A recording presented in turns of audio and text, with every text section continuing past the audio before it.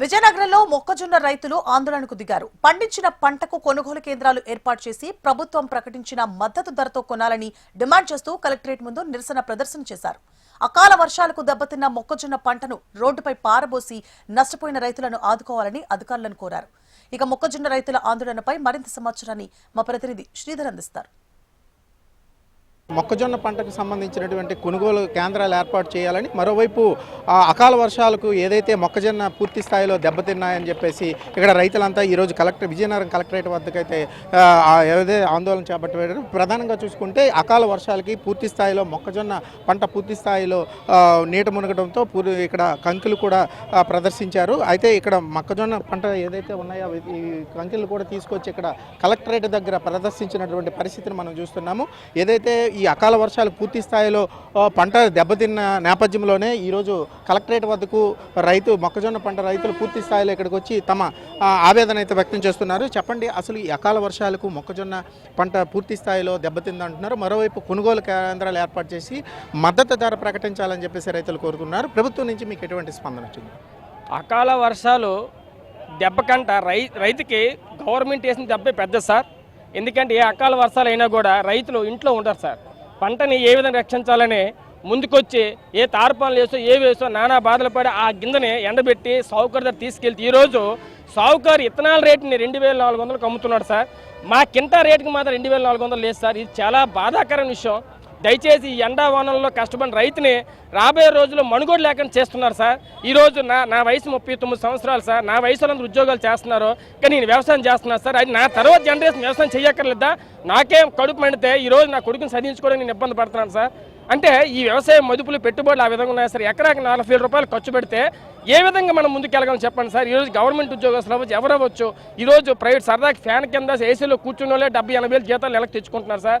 మా రైతు సంవత్సరం అంతా ఎకరం భూమి మీద కష్టపెడితే సంవత్సరం 40,000 మిగలడం కష్టమైపోతుందా? దయచేసి ఈ రైతుల యొక్క ఆవేదన అర్థం చేసుకొని రైతులకి కొనుగోలు కేంద్రాలు పెట్టి రైతులు ఆదుకుంటానని గవర్నమెంట్ మేము కలెక్టర్ సార్ ఆదేశాలకు మా వ్యవసాయ రాష్ట్ర అధ్యక్షుల ఆధ్వర్యంలో మీ అందరిని కూడా కోరుకుంటున్నాం సార్.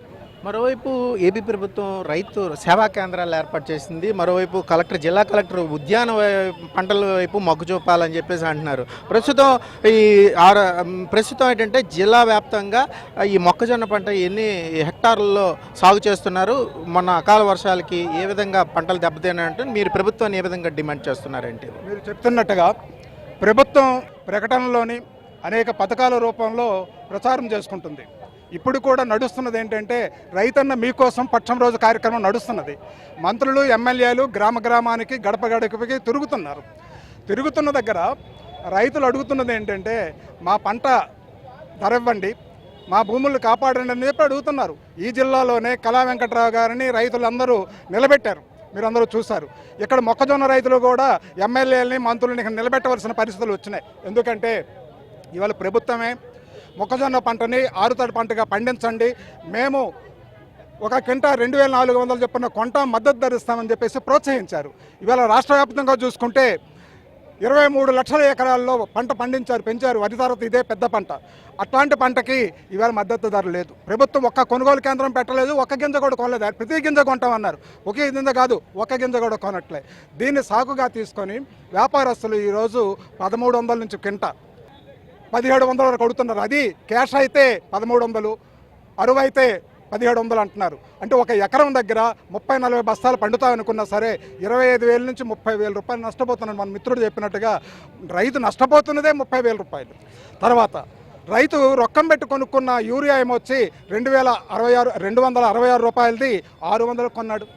పొటాష్ అవసరం దీనికి, అదేమొచ్చి 800ది 1,800 అయ్యింది. అంటే పెట్టుబడులు ఏమొచ్చి విపరీతంగా పెరిగాయి. రొక్కం పెట్టి కొనుక్కుని అవి దొరకట్లేదు. ఉదయం నుంచి సాయంత్రం వరకు లైన్లో నిలబడినా దొరకని పరిస్థితి. ఇన్ని అష్టకష్టాలు పండించిన పంటనేమొచ్చి నువ్వు కనీసం మద్దతు ధరకైనా నువ్వు చెప్పిన ధరకైనా కొనిపించాలి కదా. అట్లా కొనిపించుకుంటా ఇవాళ రైతుల్లో ఊరు పోయి మేము రైతులను ఉద్ధరించేస్తామని చెప్పుకోవడం సరైనది కాదు. ఇవాళకి కూడా ఎండలో నిలబడి మేము రైతులు ఇక్కడ పోసినాం. మీరు చెప్పిన 2400 మీరు చెప్పిన దాన్ని కొనండి అంటున్నా. ప్రభుత్వానికి ఆ దమ్ము ఉండాలి, మాట ఆడేటప్పుడు నిలబెట్టుకునే ఆ నైతికత ఉండాలి. అది లేకుండా చెప్పేసి ప్రకటనలు ఇచ్చుకొని మేము కాలం గడుపుతామంటే ఇవాళ రైతులు సహించే పరిస్థితి లేదు. ఇప్పటికే అన్ని జిల్లాల్లోని మొక్కజొన్న రైతులు రోడ్ల మీదకి వస్తున్నారు. ఇదే పరిస్థితి కొనసాగితే మాత్రం ప్రభుత్వం రైతుల తాలూకు ఆగ్రహానికి బలి కావాల్సి వస్తుందని చెప్పేసి ప్రభుత్వానికి హెచ్చరిక చేస్తున్నాం.